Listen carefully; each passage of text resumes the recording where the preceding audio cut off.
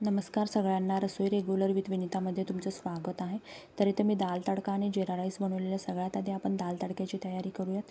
त्यासाठी ना मी इथे एका कुकरमध्ये तुरीची डाळ घेतलेली, अर्धा कप मुगाची डाळ घेतलेली। दोन्ही डाळींना स्वच्छ पाण्याने धुवून घ्यायचे। धुवून झाल्यानंतर त्यामध्ये ना मी इथे 1 ग्लास पाणी ॲड केलेलं आहे, थोडीशी चिमूटभर हळद आणि आपल्याला 3 शिट्ट्या काढून घ्यायच्यात। तर इकडे शिट्टी होईपर्यंत ना मी इकडे राईची तयारी करूया। त्यासाठी ना मी इथे एका भांड्यामध्ये 1.5 कप बासमतीचे लांबके तांदूळ घेतले आहेत, जे बिर्याणीसाठी यूज करतो ते। तर हे तांदूळ स्वच्छ धुवून घ्यायचं पाण्याने। धुवून झाल्यानंतर त्यामध्ये मी 1.5 ग्लास पाणी ॲड केलेलं आहे आणि इकडे आपल्याला भिजत ठेवायचं एक 10 ते 15 मिनिटासाठी। तर इकडे गॅसवरती ना मी एका पातेल्यामध्ये 2 तांबे पाणी उकळत ठेवले होते, त्यामध्ये मीठ आणि तेल ॲड केलेलं आहे। पाणी छान उकळलं की त्यामध्ये जे आपण भिजत ठेवलेले तांदूळ त्या पाण्यामध्ये मिक्स करून घ्यायचे आणि हे ना आपल्याला भात 85 ते 90% शिजवून घ्यायचं, म्हणजे अर्धा कच्चं शिजवून घ्यायचं। तर अशा पद्धतीने हे आपलं भात शिजून झालेलं आहे अर्धा कच्चं। त्यातलं पाणी वेगळं करून घ्यायचं आणि भात वेगळं करून घ्यायचं।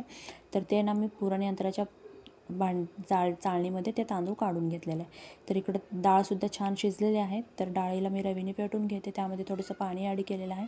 तर इकडे गॅसवरती ना मी कढई ठेवलेलं आहे, त्यामध्ये 3 चमचे तेल ॲड केलेलं आहे। तेलामध्ये ना मी तेल छान गरम झालं की त्यामध्ये मी इथे अर्धा चमचा जिरे, अर्धा चमचा मोहरी आणि जिरे छान तडतडले की लसूण, एक बारीक चिरलेलं मिरची, एक उभा चिरलेला कांदा आणि मी इथे एक टोमॅटो घेतलेला आहे, त्यातला अर्धा टोमॅटो मी आता यूज करणार आहे आणि अर्धा मी नंतर यूज करणार आहे। तर इथं हिंग, हळद, जिरा पावडर आणि धने पावडर, तर सर्व मसाले व्यवस्थित मिक्स करून घ्यायचे। तेलामध्ये वरून थोडीशी कोथिंबीर ॲड करते मी आणि जे आपण शिजून ठेवलेली जी डाळ होती ती डाळ आता आपल्याला ह्या फोडणीमध्ये मिक्स करून घ्यायचे। तर इथं मिक्स करून झाल्यानंतर त्यामध्ये मी थोडंसं गरम पाणीसुद्धा ॲड केलेलं आहे, एक अर्धा ग्लास। आणि वरून इथे मी जे आपण टोमॅटो राहिला होता अर्धा टोमॅटो, तो अर्धा टोमॅटो मी आता इथे यूज करते।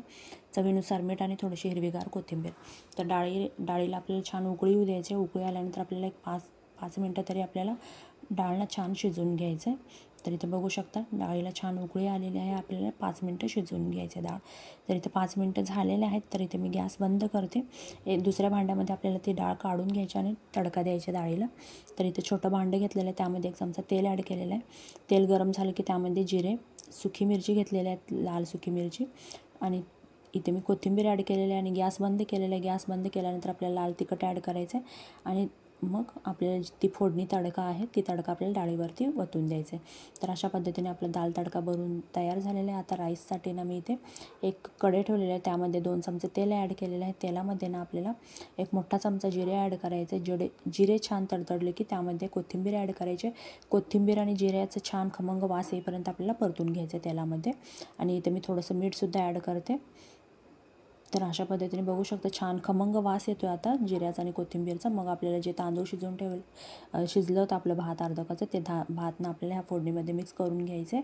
ते वाफून जाते भात, आपण गरम काढून ठेवलेलं असतं ना भात असं एका चाळणीमध्ये, तर ते भात ना वाफून जाते आणि इथं आपल्याला एक 2 ते 3 मिनटासाठी वाफून घेतल्यावर ते भात बरोबर शिजते, आपलं राईस बरोबर शिजून तयार होते। तर इथं अशा पद्धतीने व्यवस्थित मिक्स करून घ्यायचं, एक 5 मिनटं आपल्याला वाफवून घ्यायचे।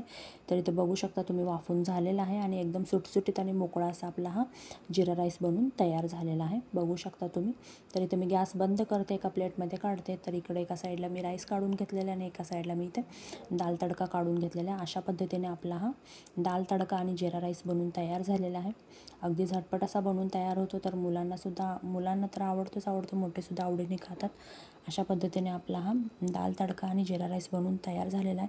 कसा वाटला तुम्हाला व्हिडिओ? जर व्हिडिओ आवडला असेल तर व्हिडिओला लाईक करा आणि भरभरून सबस्क्राईब करा। धन्यवाद।